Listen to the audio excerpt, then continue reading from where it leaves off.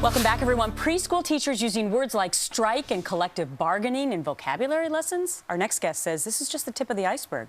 He studied dozens of lessons plans, and he found thousands of examples of teachers using the curriculum to promote their own liberal political agenda.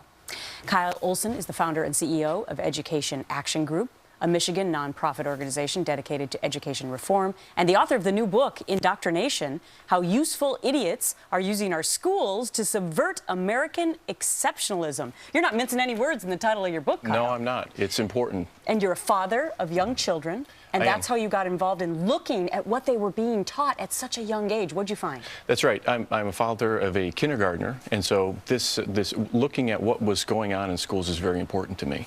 And so I started looking at the curriculum, the lesson plans, textbooks, videos that are being pushed in public schools.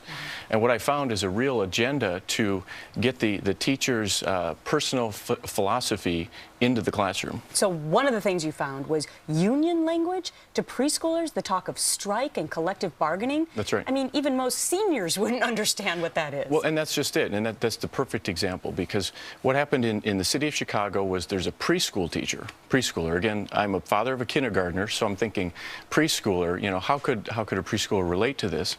But there's a teacher in the city of Chicago. She went up to Madison, Wisconsin to protest against Scott Walker and collective bargaining reform and everything.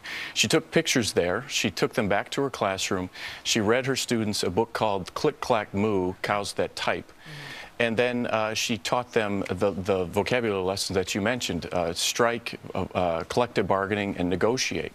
And you just think, you know, these are examples that high schoolers should be learning about, if at all, but yet they're being pushed at very early ages. Okay, so environmentally friendly, that's a big push in all the schools. That's right. And in fact, in Maryland, it actually goes beyond that. And in Maryland, the State Board of Education passed a mandate stating that students would need to make decisions that are environmentally literate.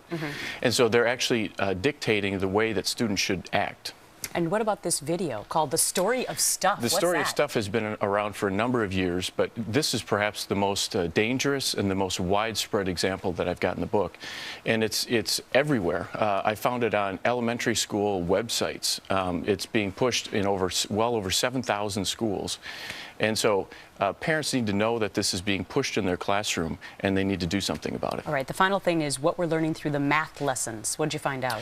Well, what social justice activists, as they're called, are doing now is that they're pushing these examples through math. And so instead of going into a math class and learning about nickels and dimes and quarters and, you know, those traditional things, now they're using the math classroom to push incarceration rates, AIDS questions, and those types of things. They're pushing an agenda through math. Wow. Pay attention to your homework assignments when your kids come home today and throughout the rest of the year. That's right. Indoctrination is the book. Kyle Olson is the author. Thanks so much for pointing these things out. Thanks for having me. Well, you know,